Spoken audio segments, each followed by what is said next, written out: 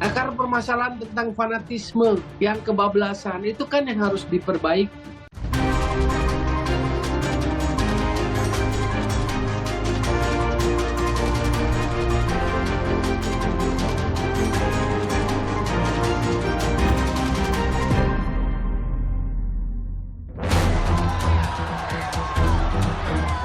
Tragedi di Stadion Kanjuruhan menjadi catatan kelam sepak bola Indonesia. Jelang sidang kasus pembunuhan Brigadir Yosua, seluruh tersangka akan ditampilkan ke publik. Kasus KDRT selebritas Rizky Bilar terhadap istrinya pedangdut Lesti Kejora. Selamat malam saudara, Anda kembali menyaksikan program laporan khusus yang berisi berita pilihan dari redaksi. Akan menemani Anda selama 30 menit ke depan. Bersama saya Gracia Adur, inilah informasi selengkapnya. Saudara, tragedi di Stadion Kanjuruhan Malang, Jawa Timur menjadi catatan kelam sepak bola Indonesia. Ratusan nyawa melayang. Menko Polhukam membentuk tim gabungan independen pencari fakta dan meminta Polri untuk melakukan tindakan hukum. Sorotan lainnya, jelang sidang kasus pembunuhan Brigadir Yosua, pelimpahan tersangka serta barang bukti dilakukan pada Rabu esok. Seluruh tersangka akan ditampilkan ke publik.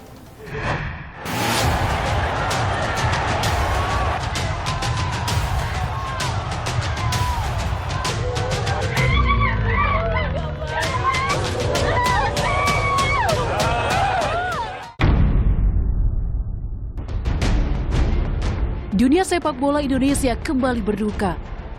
125 nyawa melayang akibat kericuan pasca pertandingan Arema FC Malang kontra Persebaya Surabaya di Stadion Kanjuruhan, Kabupaten Malang, Jawa Timur, Sabtu pekan lalu. Polisi menyebut awalnya kericuhan terjadi pasca kekalahan Arema dari Persebaya. Ribuan supporter kemudian turun ke lapangan dan mengejar para pemain dan ofisial. Suasana tak dapat dikendalikan hingga polisi terpaksa melepaskan tembakan gas air mata. Pengamanan melakukan upaya-upaya pencegahan dan melakukan pengalihan supaya mereka tidak masuk ke dalam lapangan kejar para pemain. Dalam prosesnya itu untuk melakukan upaya-upaya pencegahan sampai dilakukan gas air mata. Pihak Rumah Sakit Umum Daerah RSUD Kanjuruhan mengungkap, trauma, terinjak, serta sesak napas di tengah kerumunan dalam stadion menjadi dugaan penyebab para supporter Arema kehilangan nyawa. Hingga Minggu malam, 125 orang meninggal dunia, 21 orang mengalami luka berat, dan 302 orang mengalami luka ringan. Korban luka-luka masih dirawat di beberapa rumah sakit di Kabupaten dan Kota Malang, termasuk di RSUD Saiful Anwar milik pemerintah Provinsi Jawa Timur. Sementara, sejumlah jenazah supporter telah dipulangkan ke berbagai daerah di Jawa Timur.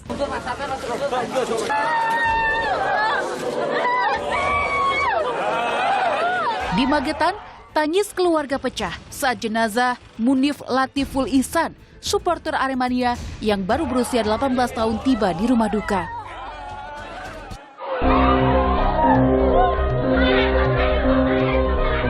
Begitu pula keluarga Faikotul Hikmah, supporter wanita Arema atau Aremanita asal Jember. Keluarga tak menyangka kecintaannya terhadap sepak bola justru jadi pengantar ajal Faikotul. Menko Polhukam Mahfud MD telah membentuk tim gabungan independen pencari fakta yang terdiri dari pejabat kementerian terkait, organisasi profesi olahraga sepak bola, pengamat, akademisi, serta media massa. Sementara untuk jangka pendek, Menko Polhukam meminta Polri untuk melakukan tindakan hukum. Adapun tugas atau langkah jangka pendek diminta kepada Polri agar dalam beberapa hari ke depan ini segera mengungkap pelaku yang terlibat tindak pidana. Sebelumnya, melalui akun Instagramnya, Mahfud sempat menyoroti keamanan pertandingan di dalam stadion. Mahfud menulis, aparat telah mengusulkan pertandingan digelar sore hari dan jumlah penonton menyesuaikan kapasitas stadion yakni sebanyak 38.000 orang. Namun, usul tersebut rupanya tak dianggap. Pertandingan tetap dilangsungkan malam hari dan tiket yang dicetak jumlahnya 42.000. Sebelum pertandingan, Polres Malang memang sempat meminta Arema FC dan PT Liga Indonesia Baru (LIB) untuk menggelar laga pada sore hari dengan pertimbangan keamanan. Namun, Sekretaris Jenderal PSSI Yunus Nusi mengungkap pertandingan akhirnya tetap digelar malam hari berdasarkan kesepakatan antara PT LIB sebagai operator pelaksana dan Arema FC sebagai panitia pelaksana. Tentu dengan beberapa persyaratan, salah satunya untuk tidak menghadirkan supporter lawan atau supporter tamu ke stadionnya, dan itu yang menjadi rujukan. Terbaru, Komisi Disiplin PSSI menjatuhkan sejumlah sanksi untuk Arema FC. Selain itu, Ketua Panitia Penyelenggara Arema FC mendapat hukuman larangan di sepak bola Indonesia seumur hidup. Dilarang menyelenggarakan pertandingan dengan penonton sebagai host, sebagai tuan rumah, dan harus dilaksanakan di tempat yang jauh dari home base Malang. Kemudian itu jaraknya sampai lebih kurang 250 km dari lokasi. Kedua, klub Arema FC dikenakan sanksi denda 250 juta. Selain dugaan kelebihan kapasitas dan jadwal pertandingan, penggunaan gas air mata juga jadi pertanyaan. Pasalnya, tindakan tersebut bertentangan dengan aturan Federasi Sepak Bola Internasional atau FIFA terkait keselamatan dan keamanan di dalam stadion. Peraturan FIFA tegas melarang polisi atau penyelenggara membawa dan menggunakan senjata api ataupun gas air mata. Kapolri Jenderal Polisi Sigit Prabowo berjanji akan menginvestigasi proses pertandingan dan menjalankan audit internal terkait standar operasional prosedur penanganan kericuhan. Jadi misalnya untuk melakukan langkah cepat untuk melaksanakan investigasi gabung dengan Polda sehingga kemudian hasilnya bisa segera kita sampaikan ke publik. Imbas tragedi Kanjuruhan Malang, Kapolri Jenderal Listio Sigit Prabowo mencopot Kapolres Malang AKBP Ferli Hidayat dan Komandan Batalion B Pelopor Sat Brimob Polda Jawa Timur serta 8 anggota polisi dari Satuan Brimob Polda Jatim. Sementara itu, Panglima TNI Jenderal Andika Perkasa berjanji akan memproses pidana prajurit yang bertindak di luar kewenangan saat tragedi Stadion Kanjuruhan.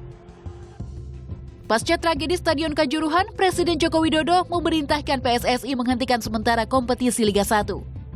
PSSI pun memutuskan untuk menghentikan Liga 1 selama sepekan ke depan. Tak hanya masalah teknis pelaksanaan pertandingan dan pengamanan, perilaku para supporter pun juga diduga jadi pemicu tragedi berdarah Stadion Kanjuruhan. Bukan kali ini saja perilaku anarkis para supporter berujung maut. Gaung reformasi mental sudah sering dikumandangkan, namun hingga kini tak juga berbuah hasil.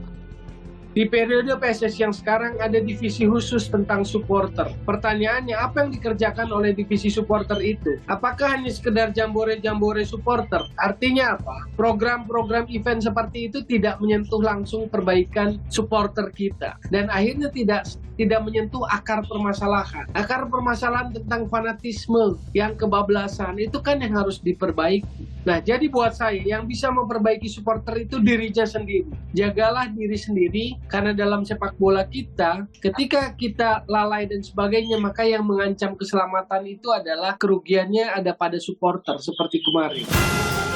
Pengamat sepak bola Tommy Welly juga memprediksi tragedi Kanjuruhan akan berdampak lebih besar dari sekedar penghentian kompetisi Liga 1. Sejumlah sanksi dari FIFA mengancam eksistensi ajang sepak bola profesional Indonesia seperti pembekuan seluruh pertandingan Liga Indonesia dan pembatalan penyelenggaraan Piala Dunia Under-20. Bahwa pertandingan bola tidak boleh dalam posisi membahayakan jiwa. Saya pikir FIFA soal ini zero tolerance. Keabaian, kelalaiannya itu yang terjadi gitu dalam proses pelaksanaan pengelolaan pertandingan.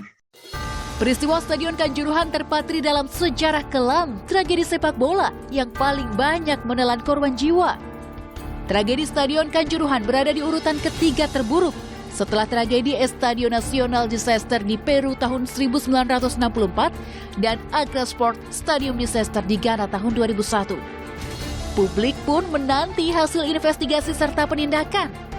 Namun, pembenahan sistem sepak bola Indonesia termasuk reformasi mental supporter pun harus dilakukan agar tragedi tidak terus terulang. Jangan sampai hilang nyawa hanya gara-gara sepak bola.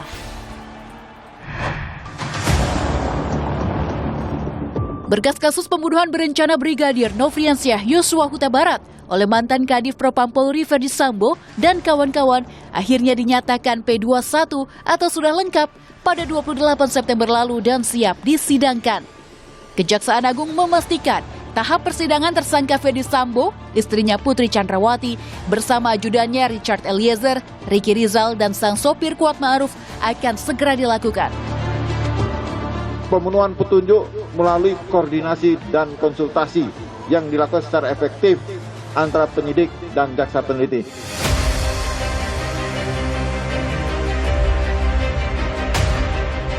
Kadif Humas Polri Irjen Dedi Prasetyo memastikan pelimpahan tersangka serta barang bukti akan dilakukan pada Rabu esok 5 Oktober. Seluruh tersangka kasus pembunuhan Brigadir Yosua Huta Barat akan ditampilkan ke publik. Jelang kasus Yosua naik ke meja hijau, Komisi Kejaksaan pun telah menyiapkan 5 orang komisioner hadir di setiap persidangan untuk mengawasi para jaksa. Sarana komunikasi yang digunakan para jaksa juga akan disadap guna mencegah intervensi dari pihak luar. Komisi Yudisial turut memastikan akan memantau proses penanganan kasus Ferdi Sambo secara hukum. Bahkan, Komisi Yudisial menggaungkan wacana rumah aman atau safe house kepada Mahkamah Agung untuk diberikan kepada para hakim yang menangani kasus Sambo demi menjaga keselamatan dan kemandirian hakim. Dijaga dari apa? Satu, dijaga dari intimidasi misalnya ya. Atau yang kedua, dijaga dari iming-iming. Penjagaan sidang kasus Sambo memang perlu diperketat dari berbagai aspek. Pasalnya, beberapa waktu lalu sempat muncul tudingan seorang yang disebut kakek asuh Ferdi Sambo akan menyelamatkannya dari jeratan pasal 340 KUHP dengan hukuman maksimal hukuman mati. Isu ini muncul setelah guru besar politik dan keamanan Universitas Padjadjaran Muradi menyebut akan ada pihak yang membantu Sambo. Karakter yang kemudian seolah-olah ingin menyelamatkan, tanda kutip minimal mengurangi hukuman dari total sangkaan hukuman mati dari yang bersangkutan. Sekarang itu adalah yang harus kita kawal betul adalah proses persidangan. Karena KKP ini punya peran misalnya nanti adalah membangun persepsi publik seolah-olah yang FS ini innocent dan sebagainya.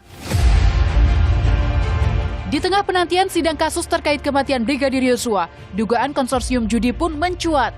Kepada jurnalis Kompas TV, Aiman Wicaksono, mantan bandar judi online membenarkan adanya praktik konsorsium judi online 303 yang melibatkan pengusaha dan oknum polisi.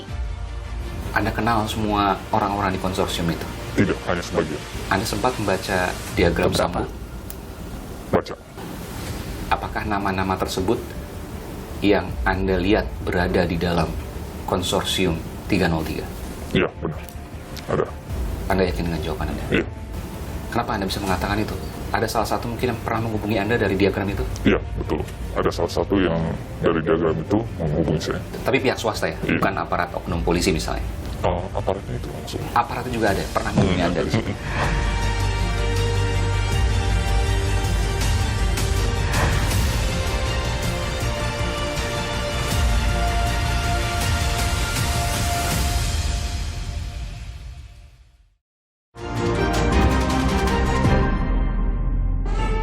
Saudara Putri Chandrawati akhirnya ditahan di rutan Mabes Polri setelah dinyatakan sehat secara psikologis dan jasmani. Sementara itu, Ibunda Yosua berharap kasus pembunuhan putranya berjalan adil dan hukum dapat ditegakkan. Pasca 1,5 bulan penetapan tersangka, akhirnya Putri Chandrawati ditahan di rutan Mabes Polri setelah dinyatakan sehat secara psikologis dan jasmani. Sebelumnya, polisi beralasan tidak menahan tersangka pembunuhan Yosua itu karena sakit dan memiliki seorang bayi. Titip anak-anak saya di rumah dan di sekolah mereka masing-masing. Untuk anak-anakku sayang belajar yang baik dan tetap gapai cita-citamu dan selalu berbuat yang terbaik. Kapolri Jenderal Listio Sigit Prabowo berjanji akan memberikan hak kepada Putri Chandrawati untuk bertemu anak-anaknya selama di tahanan. Ya, yang jelas kan hak-hak sebagai seorang yang ditahan tentunya tetap diberikan kesempatan untuk bertemu dengan putranya, kita berikan. Sebelum ditahan, Putri Chandrawati memenuhi wajib lapor ke Bareskrim Polri atas statusnya sebagai tersangka pembunuhan berencana Brigadir Yosua. Putri didampingi tim kuasa hukumnya, termasuk mantan juru bicara Komisi Pemberantasan Korupsi Febri Diansyah. Tak hanya Febri, mantan pegawai KPK Rasamala Aritonang juga ikut bergabung dalam tim kuasa hukum Verdi Sambo. Bergabungnya dua mantan anggota KPK yang selama ini dikenal berintegritas dalam jajaran pembela Verdi Sambo dan Putri Chandrawati disayangkan oleh mantan rekan sejawat keduanya selama di KPK. Salah satunya, mantan penyidik KPK Novel Baswedan. Melalui akun Twitternya, Novel menyebut, "Saran saya sebaiknya mundur saja. Justru kepentingan korban yang penting dibela, termasuk memastikan semua pihak yang menghalangi atau merekayasa kasus diusut tuntas agar tidak terjadi lagi." Sementara Koordinator Tim Advokat Penegakan Hukum dan Keadilan atau TAMPAK, Saur Siagian, meminta Febri Diansyah tidak menutupi kejahatan yang diduga dilakukan Putri Chandrawati dalam kasus kematian Brigadir Yosua. Menanggapi penolakan publik dan sejumlah rekannya, Febri mengaku dirinya dan Rasamala Aritonang akan membela kliennya secara objektif. Selain kami mendengar informasi yang disampaikan oleh klien, oleh Bu Putri misalnya, saya yang masuk sebagai kuasa hukum, kami juga melakukan pengumpulan informasi lain, melakukan verifikasi untuk melengkapi konstruksi hukumnya. Pembuktian sangkaan pembunuhan berencana terhadap Brigadir Yosua akan segera dipertarungkan di pengadilan. Dalam program Rosi Kompas TV, Ibunda Yosua, Rosti Huta Barat, berharap persidangan kasus pembunuhan putranya berjalan adil dan hukum dapat ditegakkan. Tapi kami mohon, pulihkan nama anak saya, pulihkan nama anak keluarga. Jangan kami selalu difitnah. Kalau mereka tidak bisa menyelesaikan ini dengan bukti, mereka takut sama Tuhan, tidak takluk sama Tuhan, takluk akan perbuatan jahat. Jangan mereka mengikuti kata-kata pembohong. Buktikan hukum dan undang-undang di negara ini.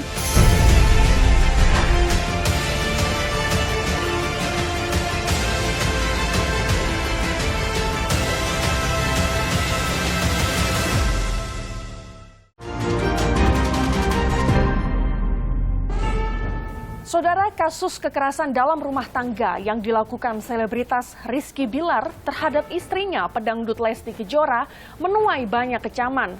Rizky terancam hukuman 5 tahun penjara dan dilarang tampil di layar kaca dan radio.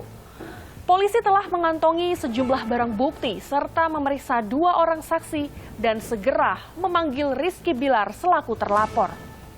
Kamu tahu nggak ini ceritanya? Jualan triknya apa ini? Aku baca di rumah apa artinya ini? Air mata, rasa kecewa, dan sakit hati ditumpahkan penggemar pasangan Leslar alias Lesti dan Rizky Bilar usai pedangdut 23 tahun ini melaporkan sang suami atas dugaan kekerasan dalam rumah tangga atau KDRT ke Polres Metro Jakarta Selatan pada Rabu 29 September lalu. Di mana dalam pemeriksaan kita temukan adalah bahwa adanya unsur kekerasan dalam rumah tangga yang dilakukan oleh terlapor. Berdasarkan keterangan Polda Metro Jaya, Rizky melakukan KDRT sebanyak 2 kali pada 28 September lalu yang terjadi pukul 1.51 dini hari dan 9.47 pagi waktu Indonesia Barat. Amarah Rizky naik usai Lesti meminta dipulangkan ke rumah orang tuanya karena menduga sang suami berselingkuh. Kekerasan pertama dilakukan dengan mendorong, membanting Lesti ke kasur, serta mencekik leher Lesti hingga terjatuh. Kemudian pukul 9 pagi, kekerasan kembali terulang. Rizky diduga menarik tangan Lesti ke kamar mandi dan membantingnya ke lantai secara berulang kali. Akibat kekerasan tersebut, Lesti mengalami cedera tangan dan leher bagian kiri dan melaporkan kasus dugaan KDRT tersebut ke polisi. Sebagai barang bukti dugaan KDRT, pihak kepolisian telah mengantongi visum 2 orang ART dan karyawan yang telah diperiksa sebagai saksi. Hingga kini polisi masih mendalami laporan dan akan segera memanggil Rizky selaku terlapor pada 6 Oktober mendatang. Sementara itu, Lesti masih menjalani perawatan di Rumah Sakit Bunda Menteng. Jika terbukti bersalah, Rizky terancam hukuman 5 tahun penjara dan denda 15 juta rupiah. Menurut Kabid Humas Polda Metro Jaya Kombes Endra Zulpan, tulang bagian leher Lesti bergeser sehingga harus dipasangi alat penyangga. Buntut dari dugaan KDRT yang dilakukannya, kini Rizky Bilar terancam dilarang tampil di layar kaca dan radio nasional. Komisi Penyiaran Indonesia atau KPI menilai pelaku KDRT seharusnya tak diberi ruang agar tak muncul persepsi bahwa KDRT adalah tindakan yang wajar. Tidak memberikan ruang kepada pelaku KDRT. Siapapun itu, kalau kemudian pelaku KDRT hadir di layar kaca, diberikan ruang menjadi pembawa program, pengisi program, ini akan menimbulkan perspektif di publik bahwa KDRT adalah hal yang biasa dan wajar. Tak hanya mendapat dukungan dari KPI, pedangdut yang kerap disapa Dede ini banjir dukungan moral dari kalangan selebritis hingga penggemar. Pedangdut Inul Daratista yang sudah menganggap Lesti sebagai anaknya sendiri ikut berpesan agar Lesti tak membiarkan Rizky menyakitinya. Selebritas dan warganet turut berlomba-lomba memberikan dukungan moral lewat kolom komentar di akun Instagram Lesti. Beragam komentar penyemangat tersebut seakan menyuarakan bahwa Lesti tak sendiri. Ironisnya, dugaan KDRT oleh Rizky Bilar terjadi sehari sebelum keduanya mendapat penghargaan Best Couple atau pasangan terbaik di Infotainment Award 2022. Kemenangan tersebut tak mengherankan, sebab Lesti dan Rizky memang terkenal mesra dan kerap menampilkan momen harmonis. Sayangnya, realita perjalanan cinta Leslar tampaknya tak seindah dongeng yang dipertontonkan. Informasi tadi sekaligus menutup perjumpaan kita. Situasi memang terus membaik, namun kita tetap waspada karena COVID-19 masih ada. Selalu pakai masker saat beraktivitas di dalam ruangan. Vaksinasi lengkap dan booster untuk perlindungan sempurna demi imunitas kita semua. Saya Gracia Adur, pamit undur diri, sampai jumpa.